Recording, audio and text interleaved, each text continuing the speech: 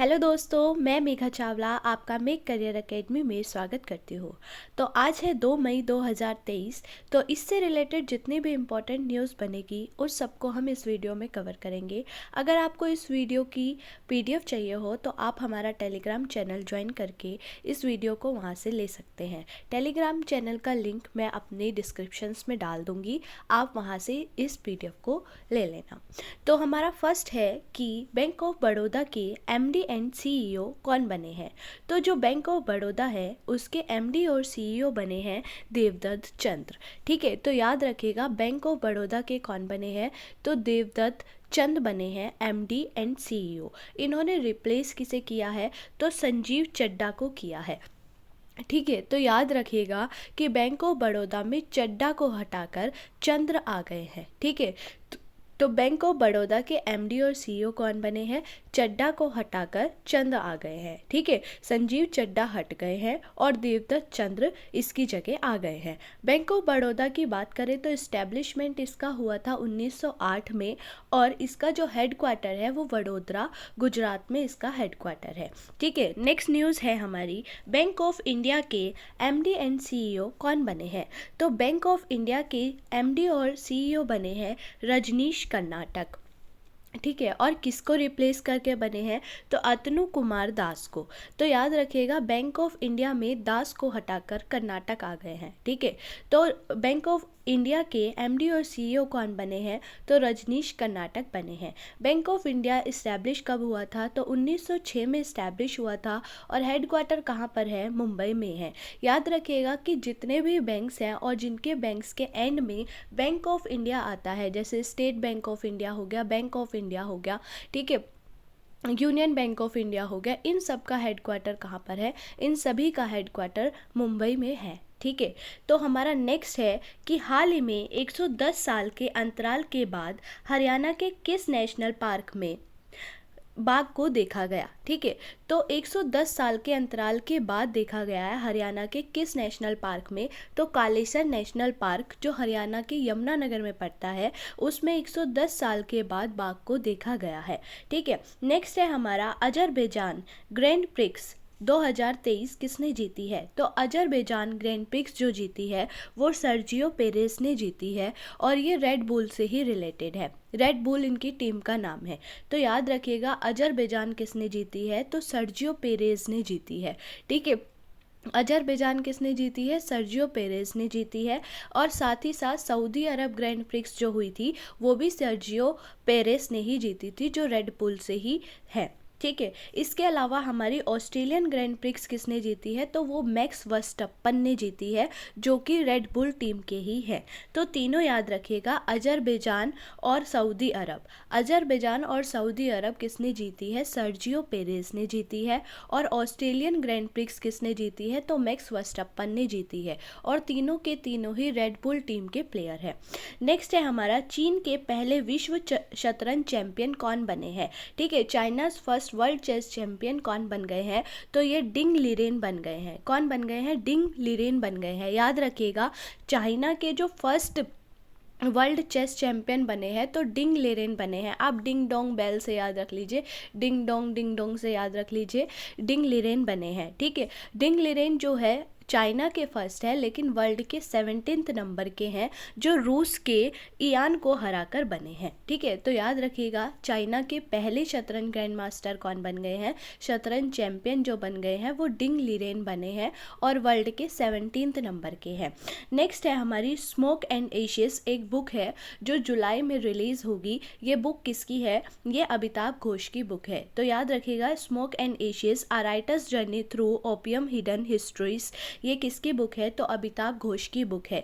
ठीक है, तो याद रखिए अमिताभ घोष की कौन सी है, स्मोक एंड एशेस बुक है। अगर मैं आपसे पूछूं विक्ट्री सिटी किसकी बुक है, जो हमने कल ही रिवीजन करी थी, तो विक्ट्री सिटी बुक है सलमान रुश्दी की। ठीक है, वॉर एंड वुमेन एक बुक थी जो किसकी थी, एम ए हसन की बुक थी। ठीक है, इसके अलावा हमने पढ़ी थी अंबेडकर आ लाइफ एक बुक है जो किसकी है, शशि थरूर की बुक है। ठीक है, तो याद रखिएगा ये सारी बुक्स को। इसके अलावा हमने जो कल एक बुक पढ़ी थी जिसका जो उद्घाटन है, रिलीज़ जो की थी निर्मला सीतारमन ने की थी, उस बुक का नाम आप मुझे कमेंट सेक्शन में मेंशन करिएगा। ठीक है। नेक्स्ट है हमारा डॉक्टर एन गोपाल कृष्ण जो है, इनका निधन हो गया है, पास्ट आउट हो गए हैं। तो ये कौन थे? ये एक साइंटिस्ट थे। ठीक है, ये एक साइंटिस्ट थे। नेक्स्ट है हमारा 1 मई। तो 1 मई को क्या डे होता है? 1 मई को इंटरनेशनल लेबर डे होता है। ठीक है, याद रखिएगा। और ये 1889 में स्टार्ट हुआ था बनना, इंटरनेशनल लेबर डे। 1886 में यूएसए के जो मजदूर थे उन्होंने हड़ताल स्टार्ट कर दी थी लेबर के अगेंस्ट। देन फिर इंडिया के लोगों ने किया, अलग अलग कंट्रीज़ के लोगों ने किया, और फाइनली इंटरनेशनल लेबर डे जो बनना स्टार्ट हुआ वो 1889 में बनना स्टार्ट हुआ। अगर मैं आपसे पूछूं कि 8 मई को कौन सा दिवस होता है, ठीक है, तो आप मेरे को कमेंट सेक्शन में बताइएगा कि 8 मई को कौन सा होता है। ठीक है, साथ ही साथ हमारा 11 मई को भी होता है वर्ल्ड टेक्नोलॉजी डे। ठीक है, 21 को होता है आतंकवाद वाला दिवस, और 31 मई को होता है तंबाकू निषेध दिवस। तो ये इंपॉर्टेंट डेज हैं जो आपको याद रखने हैं। ठीक है, इसके बाद air ambulance service. Air ambulance service India में स्टार्ट करने वाला पहला कौन बन गया है? तो झारखंड बन गया है। ठीक है, तो याद रखिएगा कि अब जो है एयर एम्बुलेंस सर्विस जो अभी तक बाय रोड चलती थी, अब एयर के थ्रू भी एम्बुलेंस सर्विसेज दी जाएगी। ठीक है, वो स्टार्ट करने वाला पहला राज्य कौन सा बन गया है? तो झारखंड बन गया है। अगर बात की जाए कि झारखंड की कैपिटल राजधानी क्या है, तो झारखंड की कैपिटल रांची है। ठीक है, और इसके सीएम और गवर्नर हमने याद कराए थे आपको कि राधा ने हेमंत को झाड़ दिया। ठीक है, तो गवर्नर इसके हो गए राधा कृष्णन और सीएम इसके हो गए हेमंत सोरेन। तो याद रखिएगा कि राधा ने हेमंत को झाड़ दिया से हमारे झारखंड के सीएम और गवर्नर दोनों याद हो जाते हैं। गवर्नर है राधा कृष्णन और सीएम है हेमंत सोरेन। ठीक है, इसके बाद अभी रिसेंट फर्स्ट स्टेट जो जो लॉन्च किया है, जैसे पहला स्टेट है जिसने right to health bill pass किया है, वो कौन सा स्टेट है? तो वो राजस्थान है। पहला स्टेट है जिसने 100% इलेक्ट्रीफाइड रेलवे नेटवर्क किया है, वो कौन सा है? तो हरियाणा है। फर्स्ट स्टेट है जिसने introduce a cool roof policy establish की है, ये कौन है? तो ये तेलंगाना है। ठीक है, अगर बात की जाए कि पहला ऐसा स्टेट कौन सा बन गया है जिसने 2030 तक अपने सारे गवर्नमेंट डिपार्टमेंट में इलेक्ट्रिकल व्हीकल्स को लाने की जिम्मेदारी ली है, तो वो कौन बन गया है? यूपी बन गया है। ठीक है, तो याद रखिएगा ये सारे स्कीम्स भी। इसके बाद है first time Asian badminton championship. ठीक है, फर्स्ट टाइम यानी एशियन बैडमिंटन चैंपियनशिप जो कजाकिस्तान के अस्ताना कजाकिस्तान की राजधानी है, ठीक है, वहाँ पर हो रही थी। इसमें मेंस डबल में गोल्ड जीता है भारत के दो व्यक्ति ने, जिनका नाम है सात्विक साईराज और चिराग शेट्टी। ठीक है, तो याद रखिएगा कि एशियन बैडमिंटन चैंपियनशिप में मेंस डबल में गोल्ड जीतने वाला भारत के पहले व्यक्ति बन गए हैं सात्विक साईराज और चिराग शेट्टी। ठीक है, याद रखिएगा सात्विक और चिराग कौन सी देश को हराकर बने हैं? तो मलेशिया को हराकर बने हैं। सात्विक साईराज जो है आंध्र प्रदेश के रहने वाले हैं, और जो चिराग शेट्टी है वो मुंबई के रहने वाले हैं। अगर बात की जाए कि ये तो मेंस डबल था, मेन सिंगल में कब जीता था? तो मेन सिंगल में 1965 में जीता था दिनेश खन्ना ने, भारत के लिए गोल्ड जीता था इन्होंने। ये भी पॉइंट याद रखिएगा। फिलहाल याद रखिएगा कि एशियन बैडमिंटन चैंपियनशिप कहाँ हो रही थी? तो कजाकिस्तान के अस्ताना में हो रही थी। भारत की तरफ से मेंस डबल में गोल्ड जीतने वाले पहले व्यक्ति कौन बन गए हैं? तो सात्विक और चिराग, दोनों याद रखिएगा। सात्विक आंध्र प्रदेश के रहने वाले हैं और चिराग शेट्टी मुंबई के रहने वाले हैं। नेक्स्ट है स्वच्छ विरासत अभियान के लिए हुडको अवार्ड। अब हुडको पुरस्कार किसने जीता है? ठीक है, स्वच्छ विरासत अभियान के लिए हुडको अवार्ड जो है किसने जीता है? तो ये यूपी ने जीता है। ठीक है, उत्तर प्रदेश गवर्नमेंट ने जीता है। अगर बात की जाए उत्तर प्रदेश की कैपिटल की, तो लखनऊ है। ठीक है, सीएम कौन है? तो योगी आदित्यनाथ इसके सीएम है, और गवर्नर कौन है? आनंदीबेन पटेल इसकी गवर्नर है। मेरा क्वेश्चन आपसे ये है कि आनंदीबेन पटेल और कौन से स्टेट की गवर्नर है? ठीक है, तो ये मुझे कमेंट सेक्शन में बताइएगा। नेक्स्ट है कि पराग्वे के नए राष्ट्रपति कौन बने हैं? ठीक है, तो पराग्वे जो है साउथ अमेरिका कॉन्टिनेंट महाद्वीप पर पड़ता है।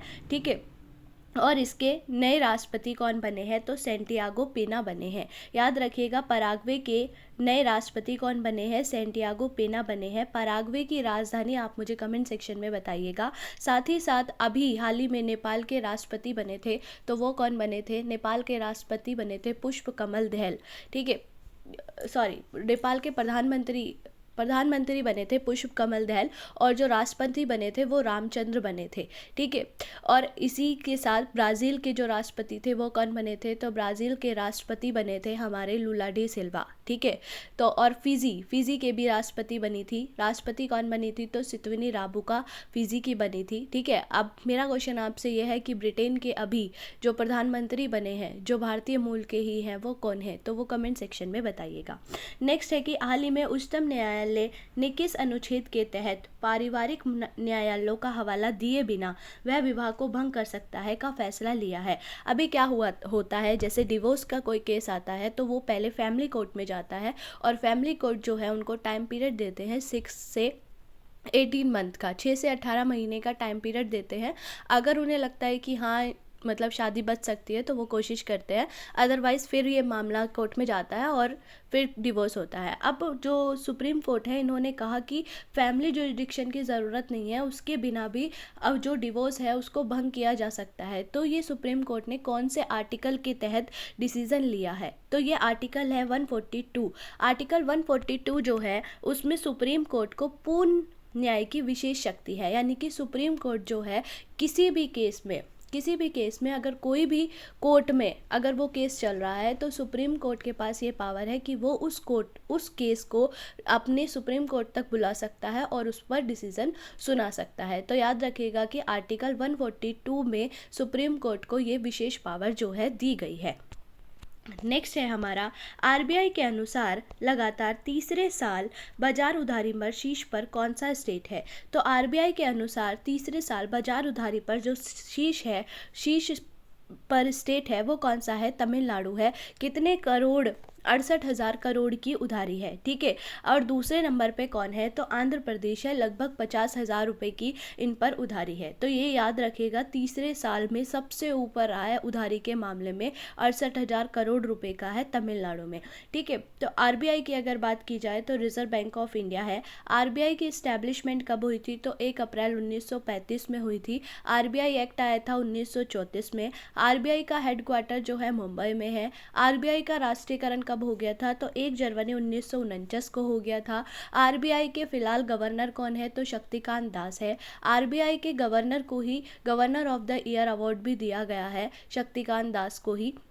मेरा क्वेश्चन है कि अभी फ़िलहाल banker of the year award जो दिया गया था वो किसे दिया गया था, तो ये आप मुझे कमेंट सेक्शन में बताइएगा, ठीक है। तो आज के लिए इतनी ही वीडियो है और आई होप आपको ये वीडियो अच्छी लगेगी। अगर वीडियो अच्छी लगे तो प्लीज़ वीडियो को लाइक कीजिए, कमेंट कीजिए, शेयर कीजिए एंड चैनल को सब्सक्राइब कीजिए।